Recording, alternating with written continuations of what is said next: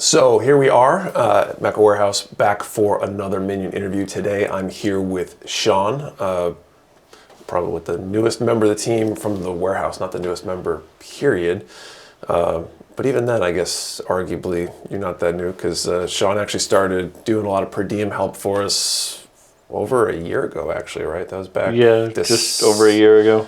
Like late 2022, helping us out here and there, and... tried to get him on the team before. He had another opportunity on the table at the moment when that happened, and thankfully everything played out and we were able to get you, and really glad to have you on the team. You've been a huge contributor, big addition to the team since you've been here. And Sean formally is basically our, I think what's the official job title, like inventory receiving supervisor, something like that. So he handles all of our check-in, managing where things are on the shelves, helping out with packing and stuff like that from time to time as well. But is kind of the lead on where things are in the warehouse and things coming in. So yeah, let's do an interview. So welcome, Sean. How are you doing today? Doing pretty good. Got my caffeine. Got new tires so I can drive in the snow. That's very helpful compared to Tuesday's storm that came. Yeah, absolutely. So that definitely helps. Definitely. I've never done the snow tire thing, but I probably should, living in New Hampshire. Well, they're all terrain. Never had snow tires? No, I've never had snow tires. I don't. Yeah, I should. It's New Hampshire, but it's probably a good idea, you know. So why don't we start off with, I think you've been in the hobby probably significantly longer than I have, I think. So when did you get into the hobby? What got you into the hobby? All that kind of stuff. This was Christmas about, I think last December was my 10-year anniversary. Okay, so longer than so about a decade now, yeah. And so what got you into it? My friend actually showed up about 2 weeks before Christmas. Okay. Said, "Hey, I got you a Christmas gift," and it was the entry grade or non-grade Rose 144. Okay. From 1995, and I looked at it and went, "Oh, this is cool." He's like, "Yeah, I know it's one of your favorites, so here you go." I popped it out of the box. Without any cutters or anything at all, just tore the pieces out and went, "This was a lot of fun. I feel more relaxed now." And I didn't feel like I had to be fidgeting with my hands. Right. So I was like, that was a lot of fun. I think I need to get another one. So I then next day hopped on Amazon and ordered the Master Grade Sandrock. Okay. And found my girlfriend at the time's grandfather's nippers for wire cutting. Yeah. And just used wire cutters for like the next few kits before I realized there's more to it than that. Yeah. Yeah. And you've gone a lot further than that, I'd say, because probably one of the first, if not the first time I probably actually met you was at, I think, an IPMS show, if not the first. So you're on the competitive scene a little bit. You've brought builds to contests and things like that. So how did you transition, I guess, from tearing them off the runners with your hands and using wire cutters to, you know, the whole competitive scene? Well, I had a few friends down in Western Mass that were really getting into it when Gundam Galaxy opened up down there. So that was right about the time Mecha Warehouse started up. Mm-hmm. And I just met some of the guys at one of the build days. They offered, "Hey, there's a competition coming up." Mm-hmm. I had met some other guys in Nashua too that started doing build days at the comic store there. Mm-hmm. And they all started getting into, let's do competition stuff. And I went, ooh, I can learn some stuff, learn some new techniques, find something fun to do with them. Sure. Get new ideas and just mingle with people that had the same hobby. Sure.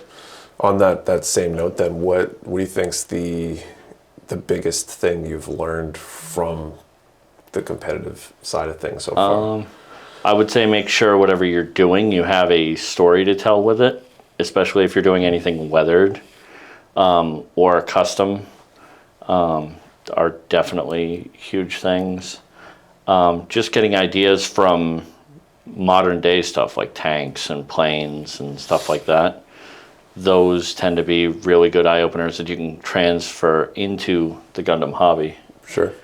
and that's been a huge thing. And then you can pick people's brains at those competitions. So you are definitely interested with like the Gundam stuff, right? You were probably into Gundam before you were building. That's part of how your friend knew which one to get you and that kind of stuff, right? Yeah. So what's your favorite series?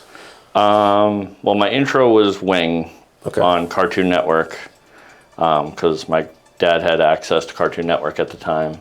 That was my intro. The one that really got me into it was watching Stardust Memory, 0083. Yep. Probably the biggest impact in getting into the Universal Century. And Okay. that's probably my favorite on those. Cool. Very cool. And then on the building side of things, what's your favorite grade? What kinds of models in the line do you like to build the most? It kind of depends on what I'm doing. If I'm doing just a straight build, I will dive into the master grade. It's because I love the intricacies that come with those, and you can build the frames and see how everything comes together. The high grades I like just because, let's get an idea. Does this arm go on to this other model? So Sure. I kind of bounce between the two, but preferably I'll jump on the master grade first. Bring it back around to the Mecha Warehouse stuff. What's your favorite thing about working at Mecha Warehouse? I think it's kind of fun just playing where can I pull product from to move it to another location, to just kind of Jenga things around and play Tetris with it. Yeah. It's kind of relaxing and kind of fun just to see all the different kits, put your hands on them and go, I didn't think about this kit. And at the same time, finding ways to manage the space better without having to add to it. Right. It just kind of makes it a little fun thing. Plus, I like to try and see how fast I can pick product. Yeah. See if I can keep up with 2 packing stations solo, that type of thing. Sure. You've probably encountered this at least once or twice. I think everybody who's worked here for any length of time has. Do you have a feel for how many times you've picked up a kit to move it, pick it, check it in, and then been like, I have to have this kit now? Because it's happened to me countless times. It was kind of funny last week. Alex and I were going back and forth going, oh, look at this pirate kit. Yeah. Oh, look at this. And by the time we're done, we're like, okay, so we just bought 3 kits during work on lunch break. So it's like, oh, and just picking up one that you're like, I never would have thought about that. And then you look at the box and look at the pictures hands-on instead of just on a computer screen, and you go, actually, now I kind of want it. Yeah. So it tends to be like a weekly thing that I'm like, okay, I'm going to grab this when it comes out or pull in new freight. Yeah. And going, that looks really cool. That it just... I feel like it's especially dangerous checking boxes as you're checking them in, because you're trying to look at all the sides. So you end up seeing all the sides multiple times over and over again. And before you know it, you've looked at the box 20 times and you're like, okay, I did the first 3 times I looked at it, I wasn't as interested. 5 through 10, maybe. And then by 20, you're just like, okay. Yeah. I'll take it. Needless to say, it makes me glad I have the pizza job one day a week that I go do and go, ooh, look, I have tip money that now I can buy something else this week. Nice. Very nice. The flip side then, so total's what you like most about working here. What's the thing you like the least about working at Mecha Warehouse? I'd have to say probably when shipments come in damaged. Okay. It's probably my least favorite, because then I'm like, ooh, this is stuff that we can sell, or I just don't like seeing something that looks nice all damaged. Sure. I could definitely see that. There's definitely I don't know, it's more decisions too. When stuff comes, it's easy when stuff comes in and it's all pristine and you don't have to even think about it. And I totally get that. Also, getting the glue on your fingers while doing the packing with the tape. The tape, You end up having like your fingers are all sticky. Yeah. I'd probably put those two on that. That makes sense. I think I got one other question. What is your Grail kit, if you still have a Grail kit? I feel like I've got most of the stuff that I do want.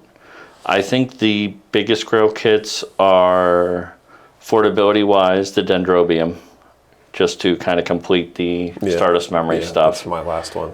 And the one that's been out of print for a while that I'd really like to get is the Master Grade 2.0 of the Anavel Gato Zaku 2.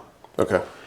But it's been out of print for probably almost 10 years now. Yeah. So unfortunately, it's maybe been maybe we'll see it out of my as range. they start looking at more options to print. Yeah.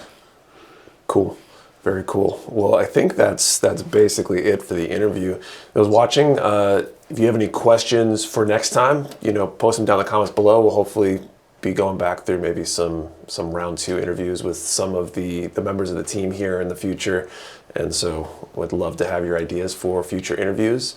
Hit that like button if you enjoyed this video. Consider subscribing, and we'll see you next time.